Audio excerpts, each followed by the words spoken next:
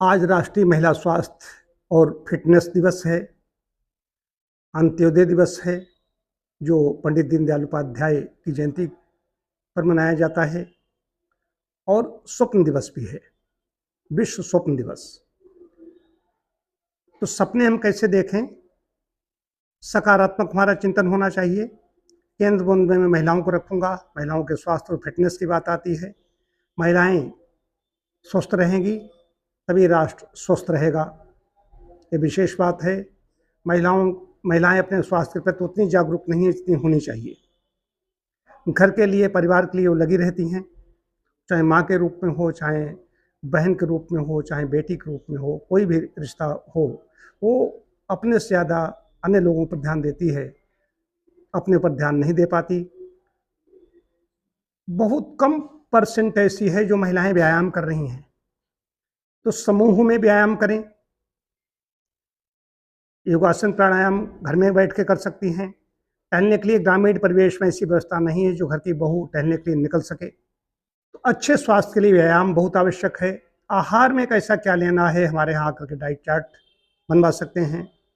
आहार बड़ी चीज़ है, व्यायाम बड़ी चीज़ है, नींद बड़ी चीज़ है। नींद में भी उनकी कटौती होती है, तो कभी भी कुछ सो लिया दिन में, कभी रात में, ये भी नहीं चलेगा। रात में नींद कम से कम 7-8 घंटे की होनी चाहिए। उसके भी आंकड़े हैं कि युवावस्था में इतनी नींद होनी चाहिए, उसके बाद में जो वृद्धावस्था होगी 60-65 के बाद में भी इतनी नींद होनी चाहिए। नींद में कटौती नहीं होनी चाहिए। जो महिलाएं आती हैं जिनको सपने बहुत आते हैं, नकारात्मक आते हैं, मरे सड़े ऐसे लोगों को देखती हैं, कोई घटना दुर्घटना देखती हैं, उसके पीछे कारण ही उनका नकारात्मक चिंतन। विश्व स्वप्न दिवस की भी बात कर रहा हूँ। तो स्वप्न पुरुष महिलाएं सभी देखते हैं। तो उसमें जो हमारे दैनिक जीवन में हम करते रहते हैं वही हमारे सामने रात में वो चीज़ आती है।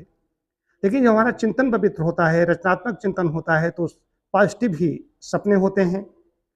उस स्वप्न का विश्लेषण भी किया जाता है, लेकिन कहीं घबराहट वाले सपने नहीं होते। महिलाओं के स्वास्थ्य के लिए विशेष रूप से ध्यान देना होगा। खाली दिवस बनाने से बात नहीं होती, ऐसे दिवस आते हैं, निकलते चले जाते हैं, स्थिति बहुत खराब है। और दूसरा एक है, महिलाओं को 40 साल की उम्र के बाद में मैमोग्राफी की बात कही गई है।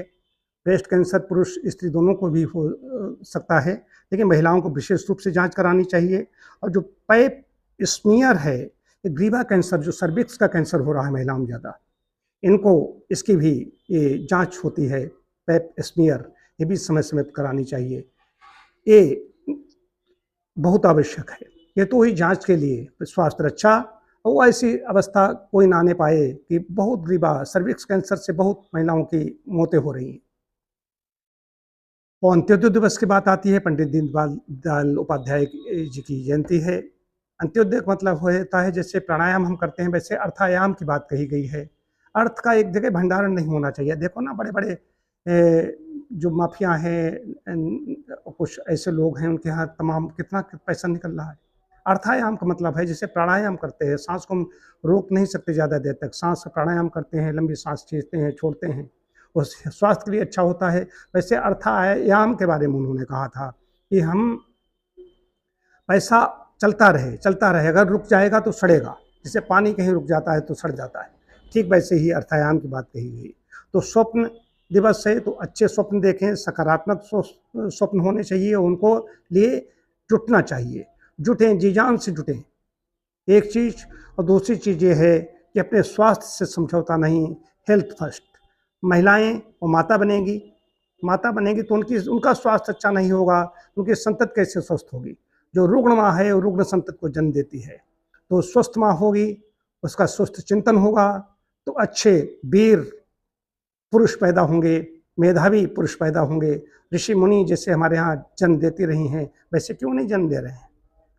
जगह जगह मुख से जो गाली बकते घूम रहे हैं, पुड़िया खा कर थूकते घूम रहे हैं, बहुत अच्छे भी हैं, लेकिन ऐसे लोगों की बाढ़ आ रही है। इसके लिए दोषी कौन है? ये माताएं ही दोषी हैं। यदि उनका चिंतन अच्छा हो, स्वास्थ्य अच्छा हो, अपने फिटनेस के लिए बहुत ही संकल्पशील हों, तो उनके स्वास्थ्य के साथ साथ उनकी संतति भी अच्छी होगी और ये देश अच्छा होगा।